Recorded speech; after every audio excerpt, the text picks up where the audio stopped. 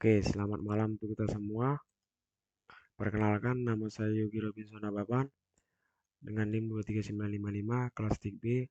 Saya akan membahas beberapa tiga jenis drone, yaitu jenis drone multicopter, drone Pinwins, Pinwins, dan drone VTOL, yang dimana dosen pengampu saya adalah Pak Arif Wikato Oktoro, STP, MSc,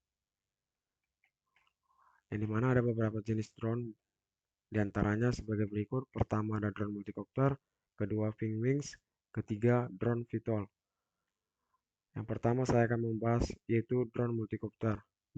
Multicopter ini adalah jenis drone yang memiliki beberapa 4 rotor atau konfigurasi paling umum adalah quadcopter yang memiliki 4 rotor, yang memungkinkan drone ini untuk terbang secara vertikal dan melakukan manuver dengan mudah.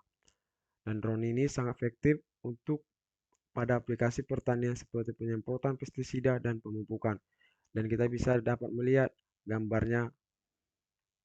Dan kedua, adapun penjelasan saya dari drone multicopter, terdapat kelebihan dari drone multicopter ini sendiri.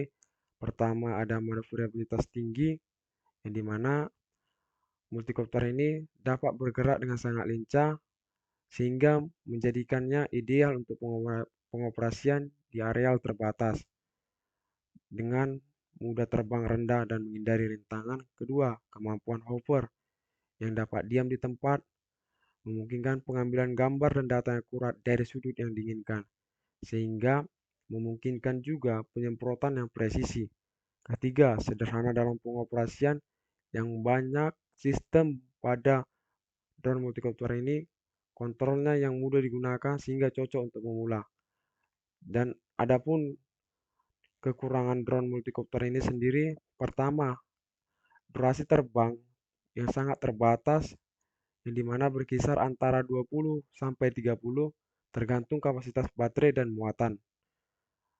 Kedua, kapasitas muatan kecil, namun meskipun ada model yang lebih besar yang dapat membawa beban lebih besar, namun mayoritas multicopter masih terbatas dalam kapasitas muatan. Ketiga, kekurangannya adalah multicopter ini sangat terpengaruh oleh angin yang lebih rentan terhadap kondisi cuaca, terutama angin kencang yang dapat mempengaruhi stabilitas penerbangan.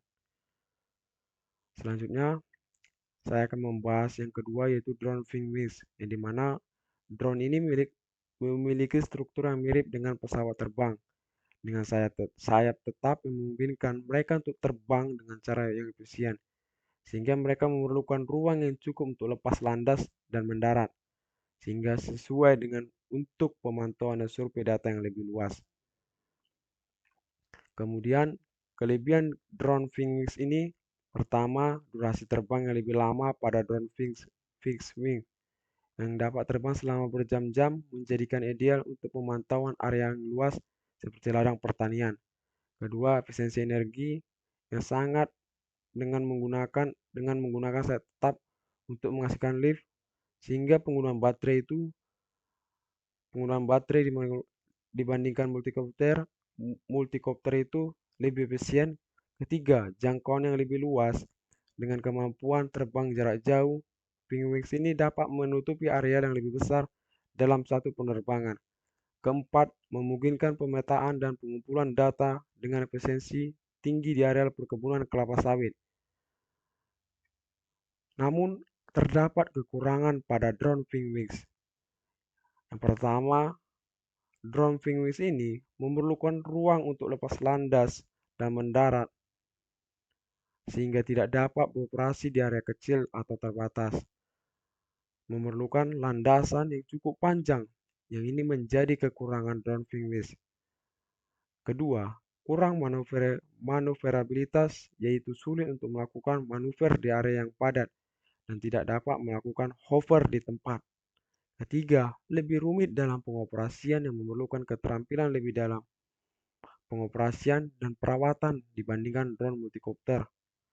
Ketiga, ada drone VTOL yang menggabungkan fitur dari multicopter dan fixed wings, yang mereka dapat lepas landas dan mendarat secara vertikal seperti multikopter, tetapi juga memiliki sayap untuk penerbangan jarak jauh (VTOL) yang sering digunakan untuk aplikasi yang memerlukan fleksibilitas dan efisiensi, sehingga terdapat kelebihan drone VTOL. Pertama, fleksibilitas tinggi yang mampu beroperasi di berbagai medan dan area yang terbatas, yang sangat berguna untuk pemantauan dan survei. Kedua, kemampuan terbang jarak jauh yang dapat melakukan penerbangan yang lebih panjang dan efisien, yang dimana tadi kita menggabungkan yaitu drone fixed wings, yang dimana sayap itu sangat tetap. Ketiga, kombinasi keunggulan yang memanfaatkan kemampuan over dari multikopter dan efisiensi terbang dari fixed wings, sehingga terdapat juga kekurangan pada drone VTOL. Yang pertama, kompleksitas teknologi lebih rumit dalam desain dan pengoperasian daripada jenis drone lainnya, sehingga apabila kita menerbangkan memerlukan pelatihan lebih untuk pengguna. Kedua, biaya tinggi.